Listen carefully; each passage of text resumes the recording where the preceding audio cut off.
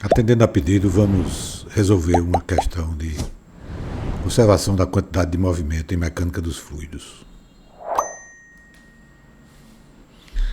Bom, no sistema hidráulico da figura, a vazão volumétrica e a pressão manométrica na seção 1 são respectivamente Q1 igual a 30 litros por segundo e P1 igual a 20 kPa. Uma força horizontal Fx de 240 newtons aplicada na placa com direção e sentido conforme a figura mantém o sistema hidráulico em equilíbrio. As saídas das seções 2 e 3 estão sujeitas à pressão atmosférica. Considere em cada seção o escoamento uniforme, incompressível e em regime permanente. E aí ele dá alguns dados aqui: massa específica da água, a área da seção 1, a área A2, aceleração da gravidade G, e pede para que a gente, desprezando as forças do corpo, determine a vazão volumétrica na seção 3 em litros por segundo. Então nós vamos começar definindo um volume de controle aqui com essa linha tracejada vermelha, né? E aí a gente vai ter alguns fatores aí que são protagonistas dessa história, né? Primeiro aqui ele falou de uma pressão de 20 kPa aqui dentro do tubo, então vai estar sendo exercida uma pressão sobre o volume de controle, né? Que vai resultar numa força de pressão P1 aqui. Na seção 1 também tem a vazão de 30 litros por segundo, consequentemente está entrando quantidade de movimento aqui para o interior do volume de controle, m.1 vezes a velocidade 1. Aqui na seção 2 está saindo água, né, numa vazão de massa m.2 multiplicado por V2 dá a quantidade de movimento que está saindo aqui. E aqui nós temos a força Fx de 240 newtons, como dito aí no enunciado, para colocar esse sistema em equilíbrio, né? Aqui, primeiro, uma conversão, né? 1 centímetro quadrado igual a 10 a menos 4 metros quadrados. E aí, consequentemente, a área 1 vai ser de 0,01 metro quadrado e a área 2 de 0,04 metro quadrado. Então, começando a definir aqui a força de pressão P1. Força de pressão é pressão vezes a área, né?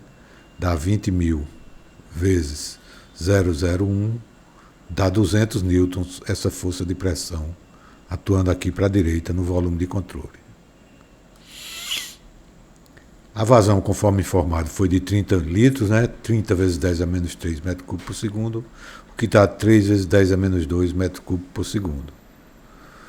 Como a vazão é o produto da velocidade pela área, a velocidade vai ser a vazão, 3 vezes 10 a menos 2, dividido pela área 0,01. A velocidade aqui na seção 1 vai ser 3 metros por segundo. E aí vamos definir aqui o sistema de forças, né, para colocar esse corpo aí em equilíbrio. Então a gente tem a força Fx nesse sentido. No sentido contrário, a gente tem a força de pressão e a gente tem a força resultante da variação da quantidade de movimento entrando e saindo do volume de controle, que é dado por esse valor que está aqui entre parênteses, né? O M2, V2 positivo, porque o vetorzinho dA aqui está na mesma direção da velocidade, e o menos M1, V1, porque o vetor dA está oposto à velocidade. Isso aqui tem que dar zero, porque o corpo está em equilíbrio, né? Então vamos lá. Fx é 240, 200 a gente encontrou aqui para a força Fp, então 240 menos 200 vai ser igual.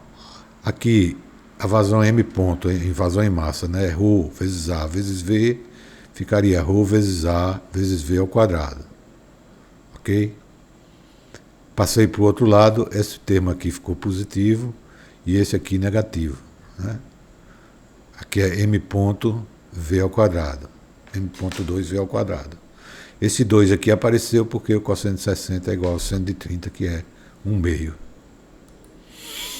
Então aqui dá 40, eu botei o ρ em evidência 1000, a área 1 0,01, a velocidade ao quadrado 9, a área A2 0,04, dividido pelo 2 do cosseno de 60, V2 ao quadrado.